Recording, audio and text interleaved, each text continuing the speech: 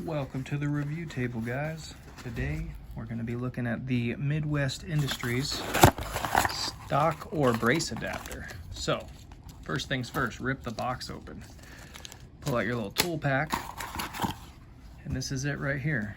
So what this is a side folder adapter for a pick rail, and it lets you hook up a buffer tube assembly. In this case, I'm going to be using my Shockwave blade here. I've got a spare one lying around. It's not super adjustable or comfortable on the face, so that's why I haven't used it, but in this case it's going to work perfect because it's what I got. And what are we going to be putting it on? Of course, we're going to be putting it on the back of my BCA. I've been wanting to put a folding brace on the back of this for a while. I've been using the Israeli sling method, and it just hasn't worked out to my liking as much as I want to put my face on something. This is a faux suppressor, or y'all give me crap in the comments.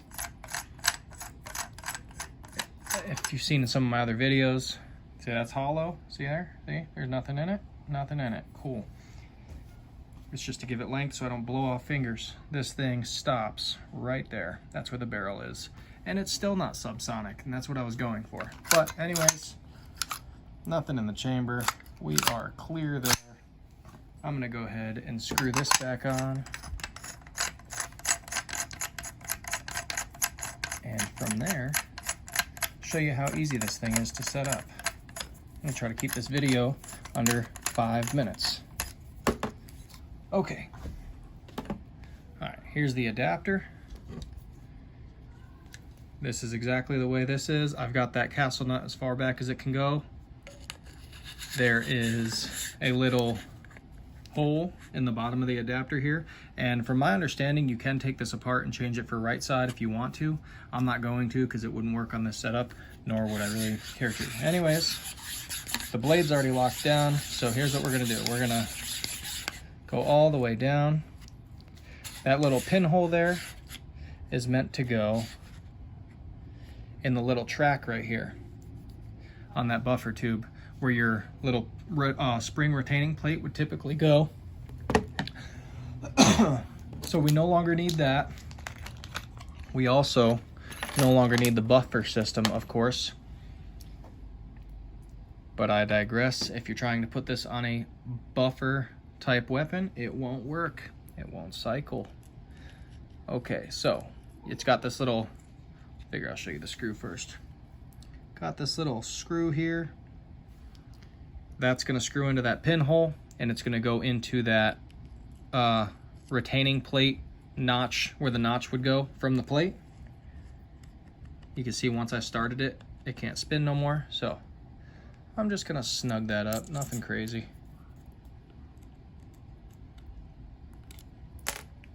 The castle nut I will lock down. I'm not 100% sure if you actually need the castle nut. I'm just putting it there for good measure. But I will lock it down. I've got a castle nut tool, just not in my back pocket. From here,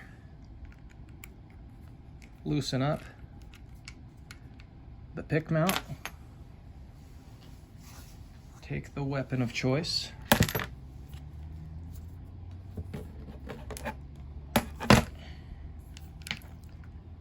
Install this where you want to install it, at whatever level you prefer, and lock it down. It tells you not to go past, I want to say 30 inch-pounds, but here's the thing with this stuff, and this is solid steel, by the way. My initial impressions are pretty good on this. You can see it's retained pretty well. It ain't going nowhere. You gotta really tug on it. Once you slide it in place, it don't want to move. It could obviously still be fired in its current condition. Hand on the handguard. Let's see if I can get this here. Solid lockup. This thing's got no shake to it. It feels good. Feels as solid as any other buffer. And that's the finished product there. Can't wait to get this thing out to the range. You got to pull up on that thing pretty good too to actually get it Basically put your thumb on the back here, lift up and twist. And what I'll say is that thing feels super solid. I'm gonna take the phone out of the mount now. And I wanna go into my weapon room over here and see how it fits on the wall.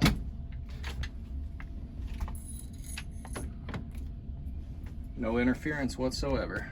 Still fits right there, just like it did before. So anyways, my initial thoughts on that adapter. It's about $100 by the way. It's not super cheap, but it feels solid. Feels like it's made out of pretty good quality steel.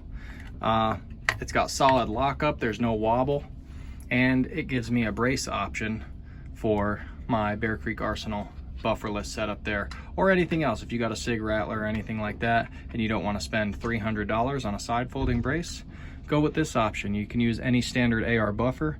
You could use a carbine buffer, a rifle length buffer, whichever your heart desires. Anyways, thanks for watching. Please like, share, and subscribe.